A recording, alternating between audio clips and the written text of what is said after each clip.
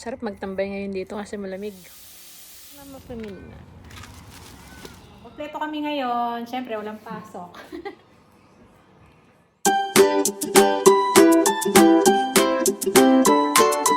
Hello, kabayan! Always think positive! Ayan, dito tayo ng mais. Ayan ang nagbalata. Mais. May biniling halo-halo si Mister. Ayun, halo-halo. So, ayan. Ito, hindi pa tayo nakakapagdilig sa mga halaman natin.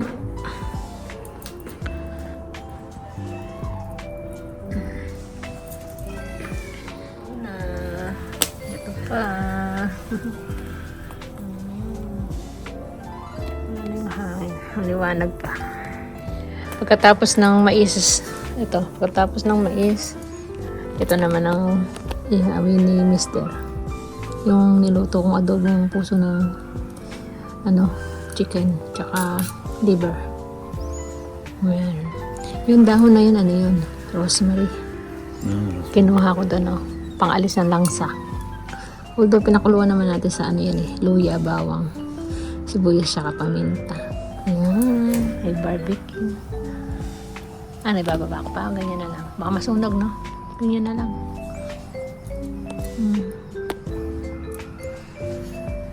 Yan. Diba? Isa na si Mister. Ito yung mga binili niya dati. Pang inihaw. Pang skewers.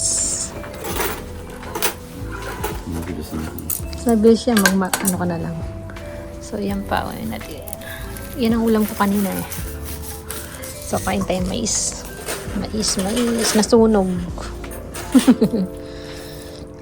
Sarap magtambay ngayon dito kasi malamig. Hindi na mainit na. Inihaw na atay tsaka puso.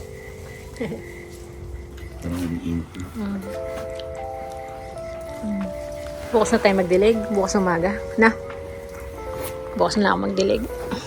Ito pala bayabas to. May bayabas na tayo.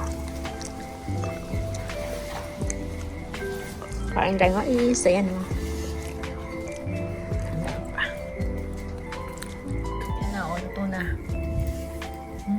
Sarap. Dinner na ni Mister o.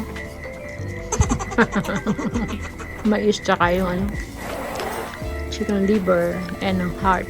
Carbohydrate. Ano pa nakasalang.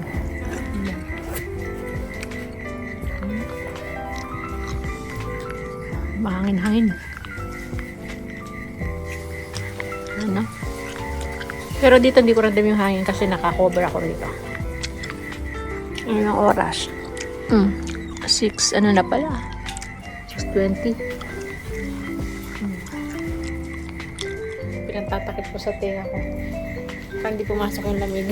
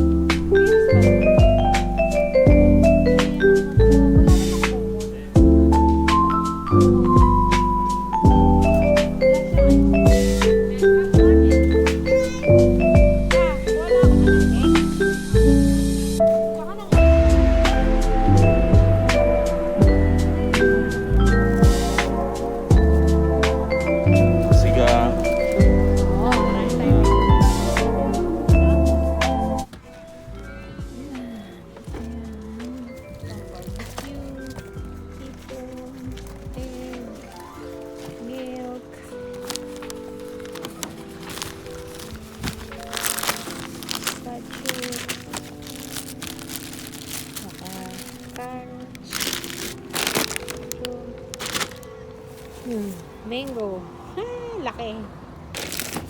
Tapos, yan, luya. Pechay.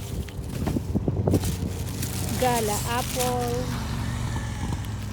Saka ano to? Pumpkin. Pumpkin, kalabasa. And then this one. So, yan. Lahat ng namapamili na. Luto na tayo. Dito tayo sa bahay. Ayan mga isda. Ito yung bayabas. So, yung mga pinamili namin, mamaya ako na ayusin. At tinan nyo ang gulo dito sa bahay. Naglilinis ng kwarto si panganay. Diyos ko, ang dami niyang gamit, oh. So, yan. Luto muna tayo. At tanghali na. Si Mr. daw magpiprito ng mga isda doon na lang sa labas. So, yan. Luto muna ako. So, yan yung bayabas natin. Tsaka yung pechay. Ito nga pala yung natin. Yan. Para bukas makapagluto tayo niyan. Sabado de Gloria. So, lalagay ko lang sa fridge niyan. Ayan pa yung mga pinamili natin. Hindi ko pa mailagay. So, nagpapakulo ako ng tubig. And then, si Mr. ayun, busy na sa luluto ng isda. Wow, amoy isda.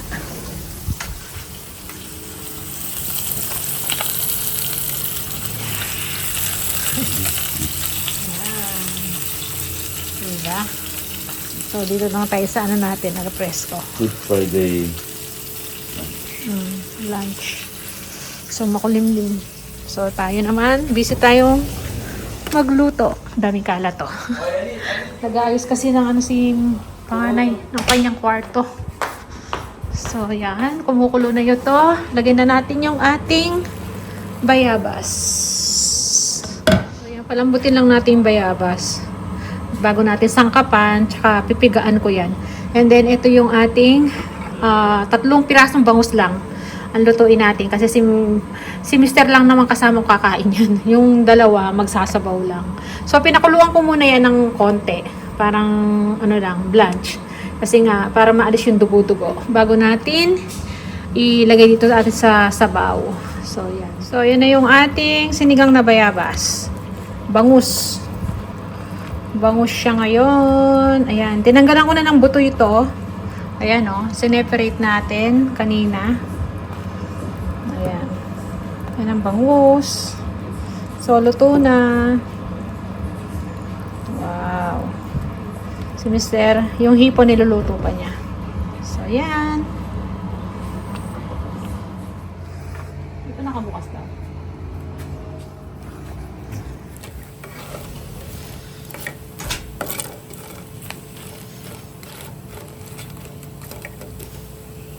So, ayan, kain po tayo. Ayan yung mga niluto natin. Ayan, niluto ni Mr. Ayan, piniritong isda. Bukas tayong mag-inihaw. So, ayan. Sausawan. At sinigang sa bayabas, yung bangus. So, ayan. Kain po tayo. Yan ang ating food ngayong Holy Week. Friday. More tayo sa isda. Ayan, seafoods. Itong okra na habol pa. O, diba? So, ayan. Yan lang yung vlog natin. Kakain na kami. Ayan. Kompleto kami ngayon. Siyempre, walang pasok. Ayan si Mr. So, ayan. Happy lunch po. Ayan. Yan ang pagkain natin ngayong Holy Week. So, ano ba ngayon pa? Good Friday. So, ayan. Kita-kita naman tayo sa masunod na video. See ya.